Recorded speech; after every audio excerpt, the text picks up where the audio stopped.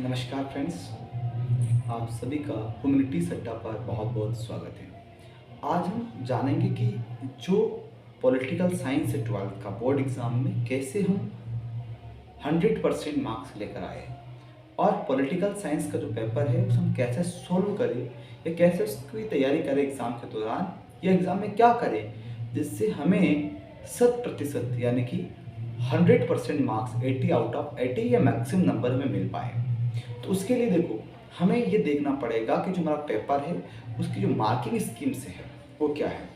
अगर हम देखें तो हमारे क्वेश्चन में हमें 12 एमसीक्यूज ऑब्जेक्टिव मिलने वाले हैं। जब 12 ऑब्जेक्टिव आ रहे हैं हमारे पेपर में तो हमें ये बात निश्चित रखना चाहिए कि हम ऑब्जेक्टिव का चयन सही से करें और हमें प्रयास करें कि कोई भी ऑब्जेक्टिव हमारा गलत ना हो। अगर हमारा कोई ऑब्जेक्टिव गलत ना होगा तो 12 नंबर हमारे पूरे के पूरे आ जाएंगे। और ऑब्जेक्टिव गलत हो ही नहीं सकता अगर आप चैप्टर को अच्छे से पढ़ेंगे और फैक्ट पर ज़्यादा ध्यान देंगे तो। दूसरा, ऑब्जेक्टिव का सोल्व कर समय में 2-3 बातों का ध्यान रखना है। एक तो ये कि ऑब्जेक्टिव यानी सही आंसर का चूज ऑप्शन जब हम करेंगे तो उसमें जल्दबाजी ना करें। पहले क्वेश्चन को आराम से पढ़ें, देन आप जो ऑब्जेक्टिव के ऑप्शंस आपको अवेलेबल है उनको अच्छे से पढ़ें और फिर आप आंसर लगाएं। पहली बात, आपका आंसर सही हो जाएगा। जब कोई आंसर ऐसा लग रहा है जिसमें आपको डाउट है, आप श्योर नहीं है, तो वहां पर उन ऑप्शन को आप बिल्कुल हटा दें जिन पर आप श्योर हो कि आंसर नहीं हो सकते हैं। अब बचे 2 ऑप्शन, दो में आप उसको अपनी प्रेफरेंस दे, जो सबसे आपको अच्छा लगे उसी को आप महत्व दे और उसको सॉल्व करें। यानी जो सबसे नियरेस्ट लग रहा हो, सबसे बेटर लग रहा हो, फिर आप उसको लगाए। लेकिन ये अक्कड़ बक्कड़ बम्बे वो 80-90 पूरे सो जो हम करते हैं, जय माता दी करके हम टिक मारते हैं, वो स्टेज को हमें बिल्कुल भी नहीं अपनाना है ड्यूरिंग एग्जामिनेशन। इस बात का हमें पूरा का पूरा एक्चुअली में क्या है, ध्यान रखना है।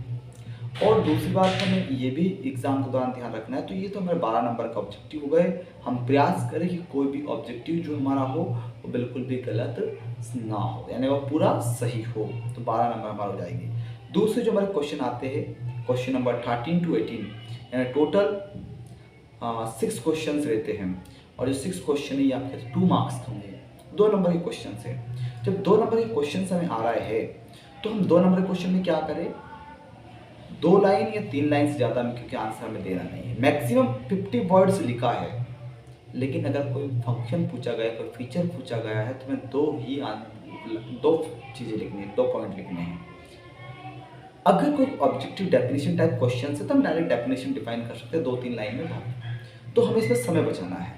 और by first to first clear cut कहते हैं ना, फर्स्ट टू फर्स्ट बात करें, क्लियर कट बात करना है, इसमें ज़्यादा में घुमाना फिराना नहीं है। तो हम कोशिश करें 2 नंबर के मैक्सिमम क्वेश्चन हमारे क्या हो, सही हो, उनमें किसी प्रकार का हमें प्रॉब्लम ना हो और हम इजीली उन्हें करें, क्योंकि उनमें ऑप्शन हमको शायद एक आध क्वेश्चन में मिलेगा, तो और उसमें बहुत सिंपल क्वेश्चन आते हैं।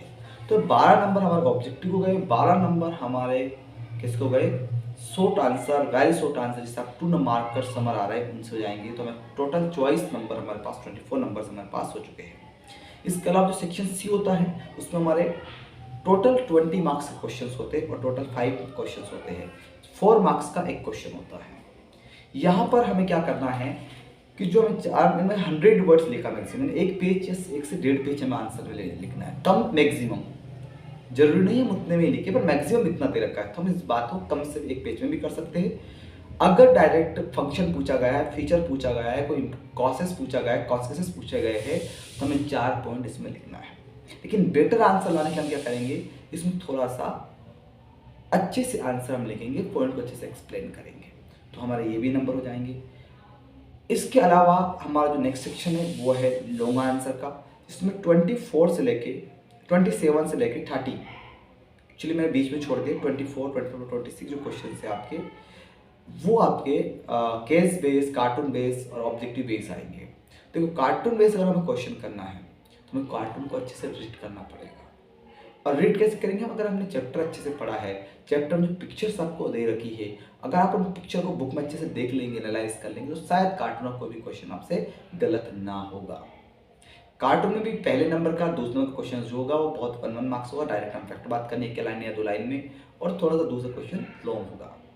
एक हमें इसमें पैसेज भी मिल सकता है, तो पैसेज को हमें अच्छे से रीड करना है और उसके आंसर्स देना है, वो भी ज़्यादा टफ नहीं है। और एक हमें यहाँ पे मैप मिलेगा, जो मैप होगा हमारा, देखो मैप में क्या पूछेगा, मैप हमारा गलत होना ही नहीं चाहिए। क्यों नहीं होना चाहिए? मैप में क्या पूछेगा? पूछेगा भैया नेहरू जी का रिलेशन किस स्टेट से है, सरदार पटेल कौन सा स्टेट से है, भारत में मर्जर एग्रीमेंट जो हुए थे हमारे साइन हुए थे कहाँ से हुए थे, स्टैंड एग्रीमेंट किसके साथ हुआ था, लास्ट कौन सा स्टेट है, तो बीपी मंडल का रिलेशन कहाँ से है, इंदिरा गांधी का चुनाव कहाँ से उनके खिलाफ लड़ना, राजधानी किस स्टेट को बिलोंग करते हैं, या अमूल का प्लांट कहाँ है लोकेट है। तो इस टाइप के क्वेश्चंस आपसे पूछे जाएंगे। तो हमें जब चैप्टर में पढ़ते हैं तो हम जगह और व्यक्ति जो इंपॉर्टेंट पर्सन्स के नाम आ रहे हैं उनको भी याद रखना, तो इजीली हम उसको लोकेट कर पाएंगे। मैप में बहुत इजी क्वेश्चन होता है, ज़्यादा टफ नहीं होता, तो हम ये भी बिल्कुल ये है। अब लास्ट सेक्शन जो हमारा बचता है 27, 28, 29 और 30, 6 नंबर के क्वेश्चन होते हैं, यानी 6 मार्क्स के क्वेश्चन होते हैं।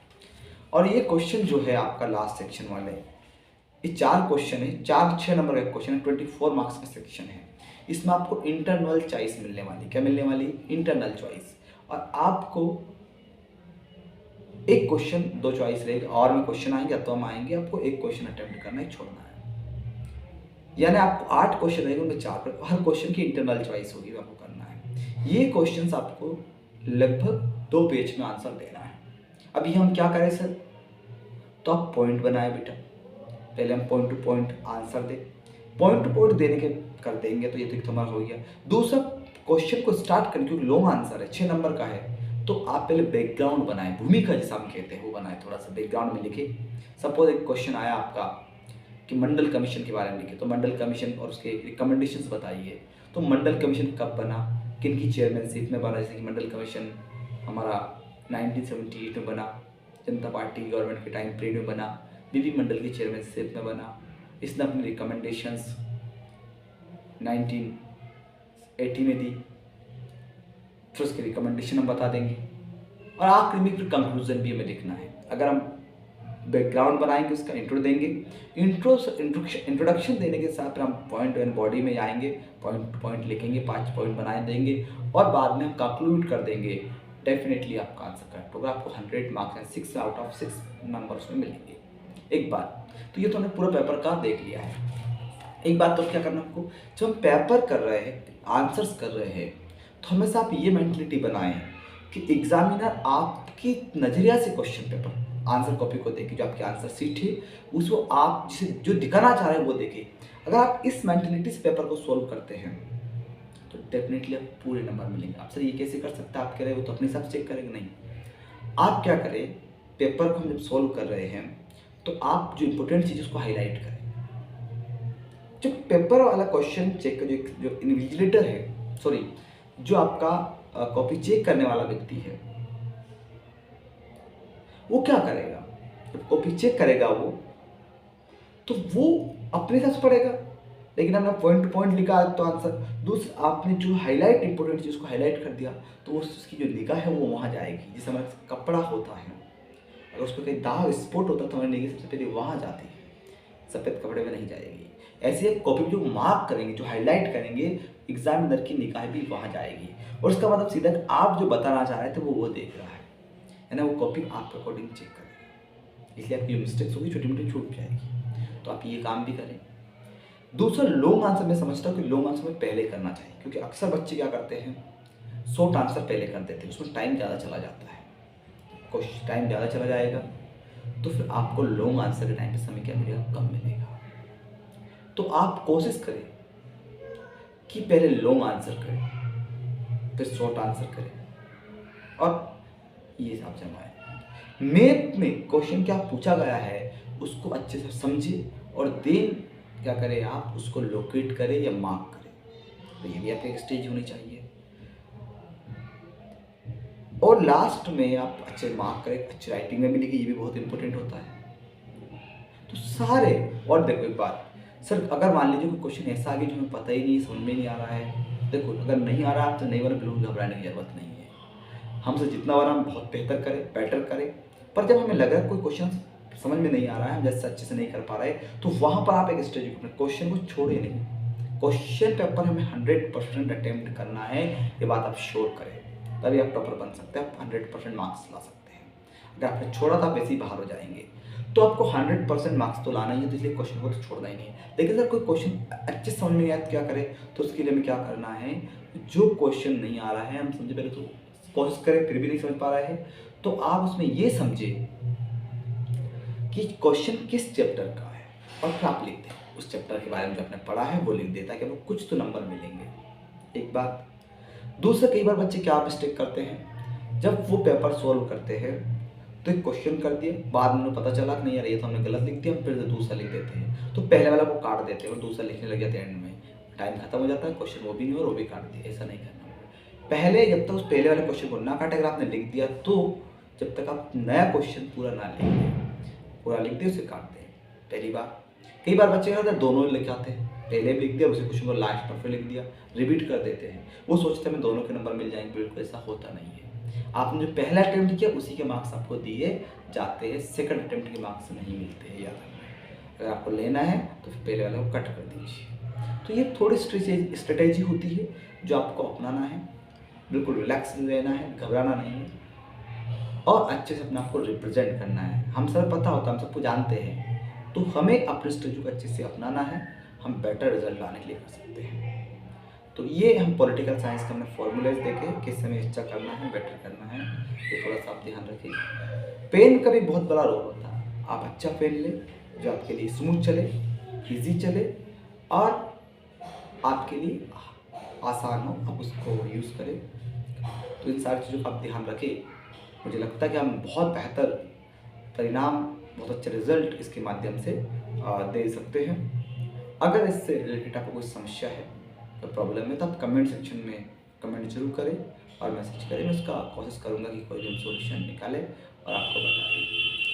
और कोई भी पॉलिटिकल साइंस से जुड़ा हुआ टॉपिक अगर आपको समझ में नहीं आया है तो आप उससे संबंधित भी मैसेज कर सकते हैं और हम उस पर भी फिर डिस्कशन कर सकते हैं। जय हिंद, जय भारत। वीडियो पसंद आया हो तो लाइक करें, सब्सक्राइब करें और सजेशन के रूप में आप फीडबैक जरूर दें। जय हिंद, जय भारत।